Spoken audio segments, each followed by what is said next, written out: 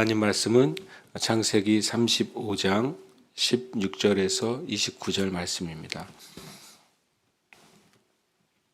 창세기 35장 16절에서 29절 말씀 함께 말씀 봉독하겠습니다. 그들이 베델에서 길을 떠나 에브랏에 이르기까지 얼마간 거리를 둔 곳에서 라헬이 해산하게 되어 심히 고생하여 그가 난산할 즈음에 산파가 그에게 이르되 두려워하지 말라. 지금 네가 또 등남하느니라 하매 그가 죽게 되어 그의 혼이 떠나려 할 때 아들의 이름을 베논이라 불렀으나 그의 아버지는 그를 베냐민이라 불렀더라. 라헬이 죽음에 에브랏 곧 베들레헴 길에 장사되었고 야곱이 라헬의 묘에 비를 세웠더니 지금까지 라헬의 묘비라 일컫더라. 이스라엘이 다시 길을 떠나 에델 망대를 지나 장막을 쳤더라. 이스라엘이 그 땅에 거주할 때에 르우벤이 가서 그 아버지의 첩 비라와 동침하며 이스라엘이 이를 들었더라. 야곱의 아들은 12이라. 라의 아들들은 야곱의 장자 르우벤과 그 다음 시므온과 레위와 유다와 이사갈과 스불론이요. 라헬의 아들들은 요셉과 베냐민이며 라헬의 여종 비라의 아들들은 단과 납달리요. 레아의 여종 실바의 아들들은 갓과 아셀이니 이들은 야곱의 아들들이요. 밧단 아람에서 그에게 낳은 자더라. 야곱이 기럇 아르바의 마므레로 가서 그의 아버지 이삭에게 이르렀으니 기럇 아르바는 곧 아브라함과 이삭이 거류하던 헤브론이더라. 이삭이 나이가 180세라. 이삭이 나이가 많고 늙어 기운이 다함에 죽어 자기 열조에게로 돌아가니 그의 아들 에서와 야곱이 그를 장사하였더라. 아멘. 야곱이 이제 밧단 아람에서부터 이제 베델로 돌아왔고 이제 베델에서 다시 이제 남쪽으로 내려가서 이제 헤브론에 이르게 됩니다. 이제 헤브론은 아브라함이 정착했던 곳이고 또 나중에 후에 이삭이 또 정착했던 곳이고 그리고 이제 다시 야곱이 그 헤브론으로 돌아가는 것이죠. 그 말은 결국엔 믿음의 그 조상의 그 발자취를 따르는 것이고 결국에는 헤브론이라는 한 장소를 중심으로 야곱 또 그 위에 이삭 또 아브라함이 다 이제 하나님의 믿음의 조상의 자리에 반열에 드는 장면을 오늘 보여주게 됩니다. 그리고 어떤 면에서는 이제 아브라함에서 이삭으로 또 이삭에서 야곱으로 믿음의 세대의 이제 바통 터치가 일어나는 장면이라고도 볼 수 있는 것입니다. 하여튼 베델에서 남쪽으로 이동하게 되고 목적지는 헤브론이었는데 가는 중간에 이제 사건이 하나 발생하게 되죠. 그들이 베델에서 길을 떠나 에브랏에 이르기까지라고 말합니다. 그때 이제 에브랏에 베들레헴 에브라다 이것이 이제 에브랏인데요. 라헬이 이제 해산을 하게 됩니다. 우리가 이때 이제 라헬이 난산을 하게 되고 이제 아이를 낳지만 아이를 낳고 실은 죽게 되죠. 이게 참 어떻게 보면 슬픈 사건이기도 하고 또 그 사건 이후에 신기하게도 이제 어머니의 죽음으로 베냐민이 태어나는데 베냐민이 태어남으로 말미암아 이스라엘 12지파의 그 12조상이 비로소 완성이 되죠. 결국엔 생명을 통해 생명이 출산을 하고 또 라헬의 희생을 통해 12지파가 완성이 되는 일이 일어납니다. 이 유대교 전승에 의하면 이 라헬의 무덤은 베들레헴과 예루살렘 사이에 있다고 이렇게 말하고 있고 좀 더 신빙성이 있는 기록에 의하면 예루살렘 이제 북쪽으로 걸어서 한 2시간 거리 이렇게 표현된 문장이 있습니다. 그래서 그렇게 보면 예레미야 31장 15절에 여호와께서 이와 같이 말씀하시니라 라마에서 슬퍼하며 통곡하는 소리가 들리니 라헬이 그 자식 때문에 애곡하는 것이라 그가 자식이 없어져서 위로받기를 거절하였도다. 이때 이 예레미야 31장의 기록을 마태복음에서는 예수님이 태어나셨을 때 헤롯이 예수님의 나이에 준하는 아이들을 이제 학살하는 일이 벌어지지 않습니까? 그때 그것을 예레미야 31장 15절의 말씀을 인용하면서 그 예언이 성취된 것이라고 말합니다. 그러니까 그때 그 예언의 성취와 이 라헬의 무덤과의 관계를 보통 얘기하게 됩니다. 어쨌든 이 라헬은 이때 죽게 되죠. 근데 죽을 때 그가 이름을 베노니라고 짓습니다. 베노니는 슬픔의 아들입니다. 왜 슬플까? 이제 실은 라헬은 평생 이제 자기의 언니와 이제 자녀를 낳기 위한 일종의 경쟁 같은 경쟁을 하게 되잖아요. 그런데 이제 언니는 6 아들을 낳고 자기는 한 아들만 낳은 것이죠. 그래서 이 요셉을 지었을 때 그 이름도 이제 더 하나님 아들을 더해 주세요라는 의미로 요셉의 이름을 짓게 되는데, 그러나 이제 한 아들을 낳게 됐는데 자기는 생명이 끊어지니까 굉장히 슬픈 것이죠. 그런데 이제 그 아버지가 이름을 베냐민이라고 부릅니다. 베냐민은 오른손의 아들 또는 능력의 아들이에요. 그렇게 보면 슬픔의 아들이 능력의 아들이 된 것입니다. 어떤 면에서 영적으로 우리는 우리의 이제 삶과 인생에 대해서 또 하나님을 알지 못하는 수많은 사람들은 인생은 허무하고 그리고 때로는 헛되다라고 하는 사실을 절실히 느끼는 사람들이 많죠. 그리고 성경도 하나님 없는 인생은 헛되다고 말씀하십니다. 그러나 마치 이 야곱이 그 슬픔의 아들 베노니를 오른손의 아들 그리고 또 능력의 아들이라고 이름을 붙이는 것처럼 하나님 우리의 삶에 모든 이 베노니라고 하는 슬픔과 허무함과 헛됨을 하나님의 그 오른손의 능력의 손으로 건져내시는 줄 믿습니다. 그래서 우리의 삶이 베노니에서 베냐민으로 옮겨지는 것, 그것이 하나님의 은혜고 하나님의 그 언약의 열매인 것입니다. 우리의 삶에 혹시 베노니와 같은 일들이 우리에게 도전할 때 우리는 믿음으로 하나님은 이 베노니를 베냐민으로 바꾸시는 분, 또 하나님은 우리에게 능력의 근원이 되시는 분을 우리가 고백하시기를 축복합니다.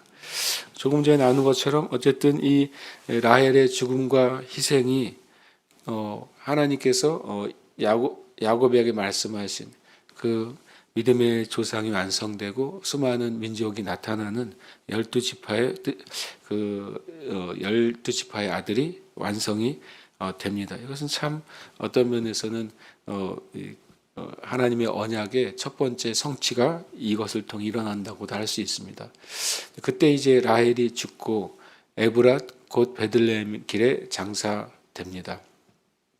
그리고 야곱이 라헬의 묘에 비를 세웠고, 그래서 그것이 지금까지도 라헬의 묘비라는 이름으로 남아있고 또 기록으로 남아있고, 또 유대 전승엔 지금도 이제 라헬의 묘비가 어디에 있다고 알려져 있고 또 기념을 삼기도 합니다. 이런 기록들은 성경이 실제와 또 역사에 부합하다는 것을 우리에게 보여주고 또 기억하게 하는 말씀이 되는 것이죠. 이 말씀이 굉장히 중요하고 독특한 말씀이 됩니다. 하나님이 야곱을 첫 번째로는 야복강에서 한번 이름을 바꿔주시잖아요. 그런데 여전히 성경은 계속 야곱 이렇게 나와요.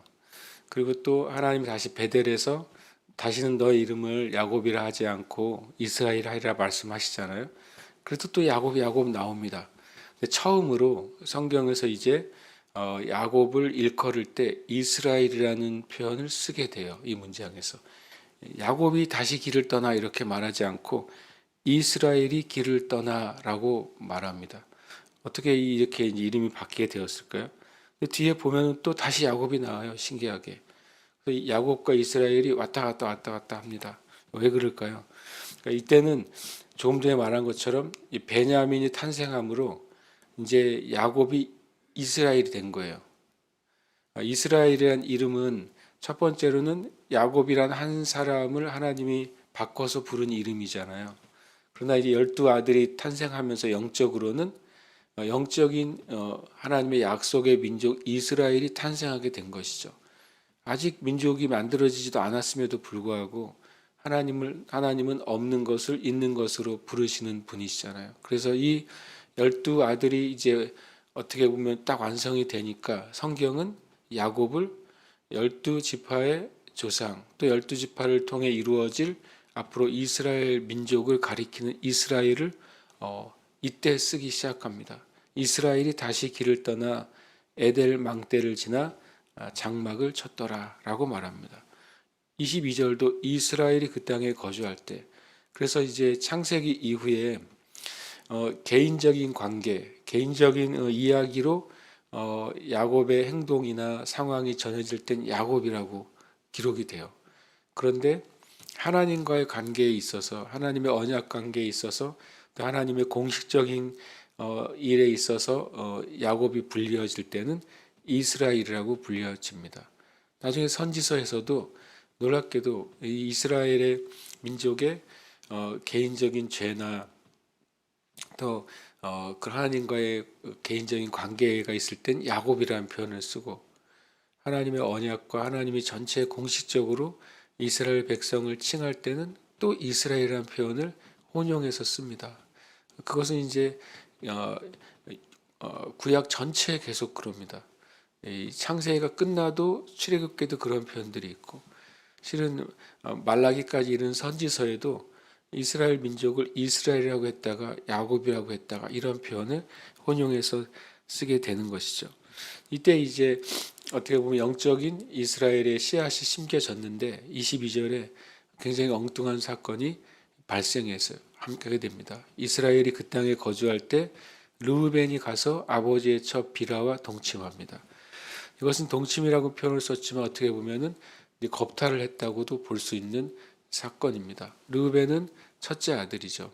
그리고 아버지의 첩 비라는 바로 조금 전에 베냐민을 낳고 죽은 라헬의 뭐랄까 하녀이면서 또 야곱의 아내가 되잖아요. 그렇게 보면 이제 유대인 전승에는 라헬이 베냐민을 낳고 죽었을 때 베냐민은 어머니를 없는 아이가 되잖아요. 그러면 그 베냐민을 누가 거두고 길렀을까? 바로 비라가 거두고 길렀다는 것입니다. 그래서 유대인 전승에는 비라를 되게 긍정적으로 말한다고 합니다. 왜냐하면 이 베냐민을 기르고 또 베냐민의 바로 형이 누굽니까? 바로 이제 요셉도 돌봤던 사람이 비라라고 하는 겁니다. 그러면 야곱이 제일 사랑했던 아내는 라헬이죠. 그리고 그 라헬이 죽었으니까 그 라헬의 자리를 대신하는 존재는 비라가 된 것이죠. 왜냐하면 야곱이 사랑하는 요셉과 이 베냐민을 실은 돌보고 있으니까 비라가요. 근데 어떻게 된 일인지 르우벤이 놀랍게도 어쨌든 비라는 자기보다 훨씬 그런 나이가 많은 연상이었을 것입니다. 그런데도 이 비라를 범한 것을 통해 르우벤이 아버지의 권위에 도전하는 게 되는 것입니다. 이후에 나중에 솔로몬이 왕이 되었을 때에도 솔로몬의 그 형이 이제 아버지 다윗의 첩을 범하려고 했다가 죽임을 당합니다. 그것은 이제 아버지의 지위, 또 아버지의 지위에 도전하고 그 자리를 차지하려고 하는 그런 마음이 있었던 것이죠. 그러니까 이 르우벤의 죄는 야곱의 지위에 대한 도전이고 라헬의 자리에 있게 된 비라를 범함으로써 또 하나님 앞에 큰 죄를 짓게 됩니다. 오히려 이 죄는 이때는 야곱이 아무 말도 없이 가만히 있는 것처럼 성경에 기록이 되어 있습니다.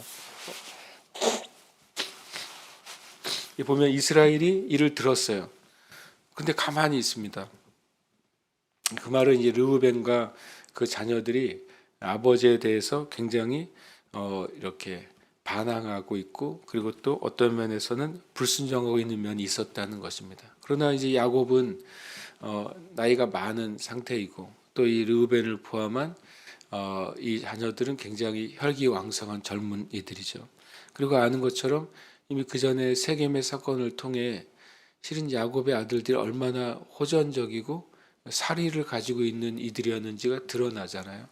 그때 야곱이 이때는 가만히 있습니다. 그러나 오히려 이 죄는 하나님 앞에서 이 르우벤의 장자권이 박탈당하는 죄가 됩니다. 나중에 창세기 49장 3절에 이제 야곱이 죽기 전에 예언적인 유언을 하잖아요. 그때 이렇게 말합니다. 르우벤아, 너는 내 장자요, 내 능력이요, 내 기력의 시작이라. 위풍이 월등하고 권능이 탁월하다마는 물의 끓음같이 너는 탁월하지 못하리니 네가 아버지의 침상에 올라 더럽혔음이로다. 그가 내 침상에 올랐었도다. 그래서 르우벤의 장자권이 박탈이 됩니다. 르우벤이 장자권을 박탈당하고 또 레이와 시므온이 사람을 살인한 것으로 그 다음에 지위를 박탈당하니까 네 번째 아들인 유다가 이제 장자의 권리를 갖게 되고 예수님께서는 바로 유다의 자손으로 오심으로써 이스라엘의 영적인 장자의 자손으로 오시게 됩니다. 그래서 어떻게 보면 르우벤은 하나님의 구원 역사에서 그런 의미에서 제외가 되는 일이 일어납니다. 마귀는 이렇게 하나님의 역사를 파괴하기 위해서 육신의 정욕을 사용하고 미련한 생각을 사용하는 것입니다. 레아의 아들들은 이러면서 12아들을 이제 정리합니다. 레아의 아들은 르벤, 시므온, 레이, 유다, 이사갈, 스불론 6아들이 납니다.